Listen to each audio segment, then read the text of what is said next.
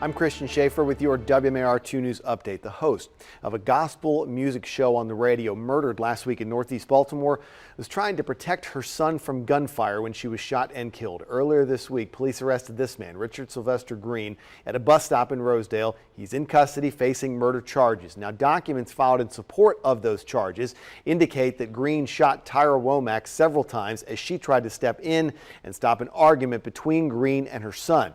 After news of his arrest broke on Wednesday, friends of Womack's told WMAR 2 News that the argument was over a parking spot. Witnesses say during that argument, Green pulled out a gun. Womack jumped in front of her son to try to shield him from the gunfire. There's her visitation tomorrow afternoon, First Apostolic Faith Church on South Caroline Street, followed by her funeral this weekend. One person has serious injuries following a house fire in the Parkville area, Baltimore County. It happened at a two-story townhome on Halstead Road that is just outside the Baltimore city line. When crews got there around 5:30 this morning, they saw flames coming from the first floor. They went in and found a person in that home on the second floor. Rescue crews rushed that person to the hospital with injuries that are described as life-threatening. Now, the house is in the middle of the group of townhomes, but it did not appear to spread to the neighboring homes. No word yet on what caused that fire. And a fire at a junkyard affected a ramp to a major interstate. It remains closed following that fire. It's at a recycling yard in East Baltimore. It broke out yesterday afternoon, and it burned about 50 cars in that junkyard.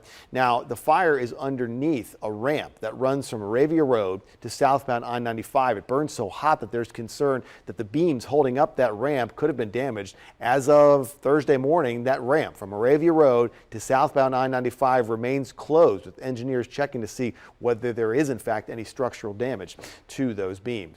Business owners in Baltimore City have to wait at least until tomorrow to find out whether they can reopen anytime soon. Mayor Jack Young put out a statement saying that the current statistics on cases of the coronavirus are in fact trending in the right direction, but he's still waiting for test results from this week to see if the gatherings on Memorial Day or those recent protests in Baltimore City might lead to an increase in cases. So the mayor now plans to make an announcement tomorrow on whether the city is ready to move into stage 2 of Governor Hogan's recovery plan. The mayor was originally scheduled to make that announcement yesterday. That didn't happen. Tomorrow, Friday, is also when Governor Hogan's going to lift another round of restrictions statewide. Indoor gyms, malls, casinos, and arcades will be allowed to reopen at half capacity as of 5 o'clock tomorrow night. Baltimore County, as well as Anne Arundel, Carroll, Cecil, Frederick, Hartford, Howard counties all plan to move forward with easing those restrictions. Now from WMAR 2 News, Maryland's most accurate forecast. Happy Thursday, everyone. We are tracking some fog out there this morning.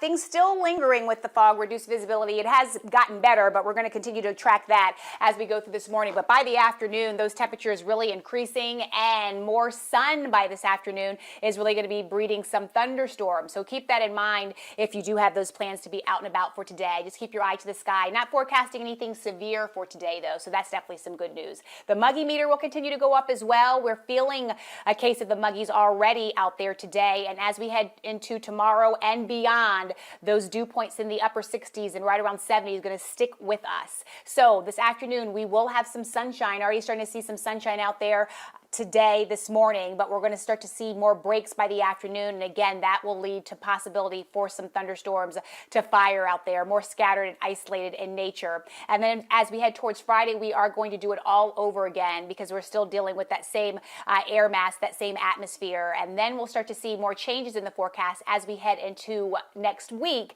in terms of temperatures. But for today, high temperature going right around 81 degrees. That will be warmer than yesterday. Came in at 74 degrees yesterday. Today we will be back into the 80s, and then we'll head to seasonal levels as we work our way into Father's Day. But Christian, Father's Day, which is important to you, you definitely are going to feel a lot more heat, that's for sure. That 87 is going to feel more like the 90s, so be prepared for that on your big day.